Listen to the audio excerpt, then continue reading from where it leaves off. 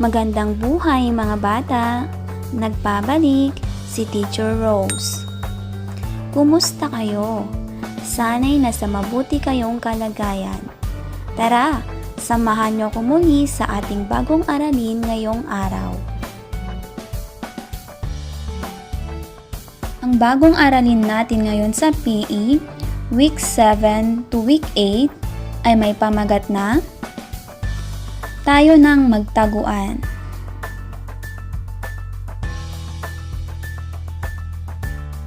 Pagkatapos ng aralin na ito, ikaw ay inaasahang maipapaliwanag mo ang uri at pinanggalingan ng laro, mailalarawan ang mga kakayahang kakailanganin para maglaro, maipamamalas ang kakayahang kailangan sa paglalaro, makikilala ang kahalagahan ng paglahok sa mga pisikal na aktibidad tulad nito, at maipapamalas mo ang galak sa paggawa, respeto sa iba, at paglalaro ng patas habang nakikilahok sa mga pisikal na aktibidad.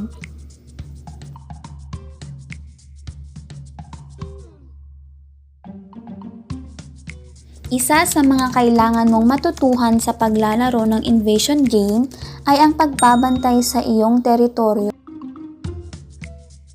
Maaaring ito ay isang sulok, base o isang bagay na nakatayo sa permanenteng lugar tulad ng puno o dingding. Mahalagang matutuhan ito dahil dito nakasalalay ang kakayahang manalo o magtagumpay sa ganitong uri ng laro. Kaya naman, isa sa mga kasanayang dapat linangin ay ang pagiging alerto. Kapag ikaw ay alerto, matutunugan mo agad ang mga kilos ng mga katunggali. Hindi nila basta-basta maaagaw ang iyong teritoryo. Kailangan mo rin maging mabilis sa pagtakbo upang hindi mahuli ng taya. Mahalaga rin ang liksi ng katawan upang madaling makaiwas sa humahabol na taya. Kakailanganin mo rin ng balanse at koordinasyon, lalo na kung nagtatakbuhan sa iba't ibang direksyon, dahil makatutulong ito upang hindi ka madaling madapa o mahulog. Pagmasdan mo ang mga larawan. Anong larong Pinoy kaya ito?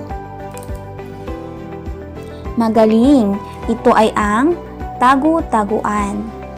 Sa araling ito, masusubukan ang mga nabanggit na kakayahan sa paglalaro ng tagu-taguan.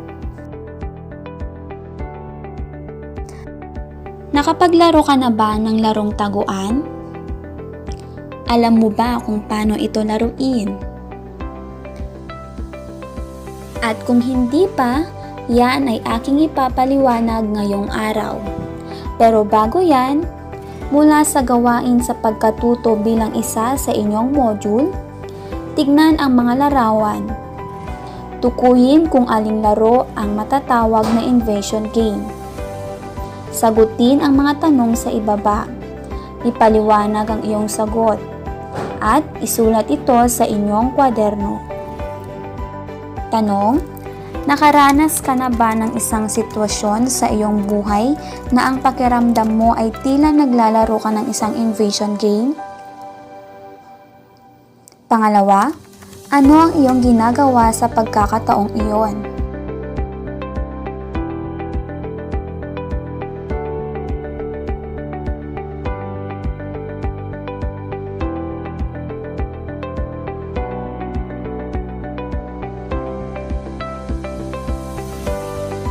ang tagu-taguan o tinatawag sa Ingles na hide and seek.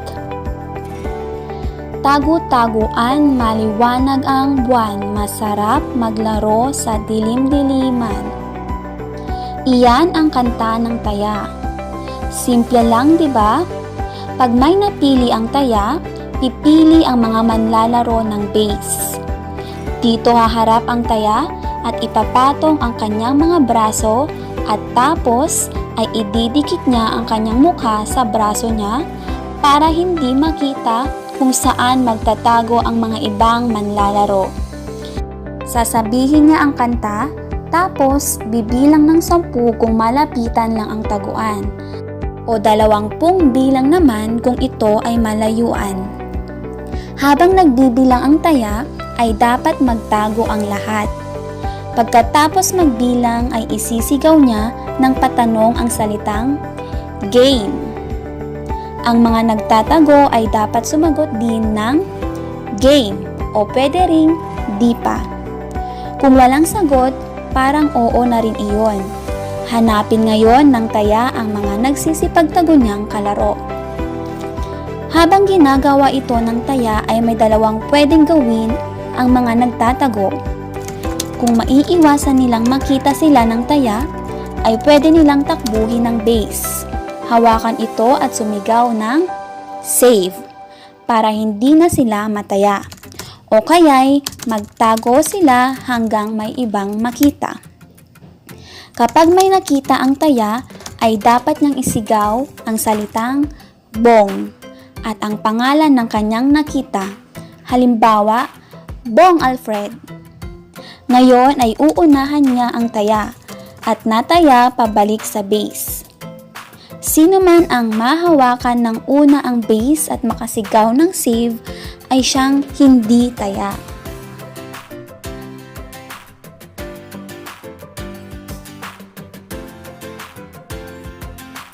Pag-aralan ang checklist. Alin sa mga ito ang mga mabubuting gawin sa paghahanda sa sarili bago maglaro? Lagyan ng check ang patlang. Gawin ito sa iyong kwaderno.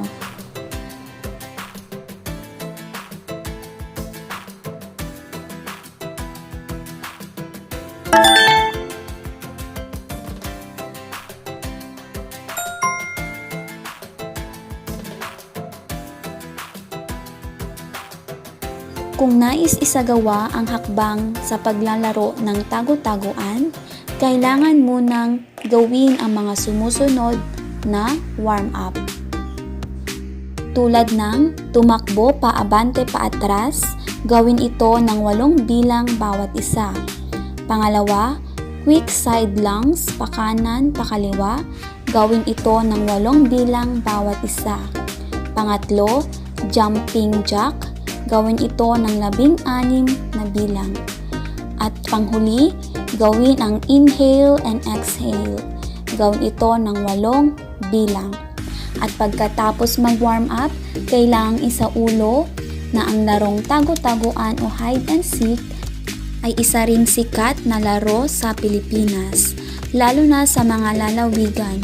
Nilalaro ito sa mga lugar na mapuno o may mga yungib na maaring pagtaguan na mahihirapang mahanap ng taya. At narito ang panuntunan sa paglalaro ng tagu-taguan. Una, bumuo ng isang pangkat ng maglalaro. Pangalawa, isa lang ang magiging taya at ang iba ay magtatago. Sisikapin ng bawat miyembro na tumakbo at magtago upang maiwasang mataya. Pang-apat, upang manalo kapag nakita ng taya o it, kailangang unahan ito sa pagtapik sa kanyang teritoryo. At para sa lugar na paglalaruan naman, kailangan ito ay malawak at maraming pagtataguan. At bilang ng manlalaro, pwedeng 4 o higit pa. Laging tatandaan sa paglalaro, sundin ang mga panuntunang pangkaligtasan sa paglalaro. Mangyaring huwag itulak ang iyong tinataya. At ang respeto para sa iba ay dapat mamayani sa iyong paglalaro. Mula sa gawain sa pagkatuto bilang 7, tukuyin ang mga sumusunod tungkol sa larong tago-taguan. Isulat ang iyong sagot sa iyong kwaderno. Bilang 1, ito ay isa sa pinakasikat na larong Pinoy na kalimitang nilalaro sa lugar na mapuno o may mga yungib. Pangalawa, ito ang gagawin mo kung ayaw mong ikaw ang mataya. Pangatlo, ito ang katagang isinisigaw ng taya kapag may nakita siyang nagtatago. Pang-apat, ito ang bilang na bibigkasin ng taya bago siya magsimulang maghanap ng mga nakatago. At pang-5, ito ang pinipili ng mga manlalaro kapag may napili ng taya at bago magsimula ang laro.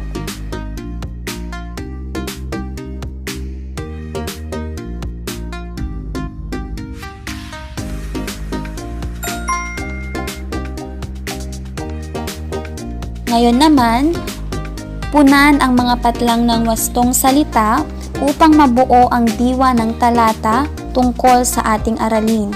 Piliin ang salita sa kahon. Isulat ang iyong sagot sa iyong kwaderno. Maaari mong i-pause ang video upang bigyang daan ang iyong pagsagot.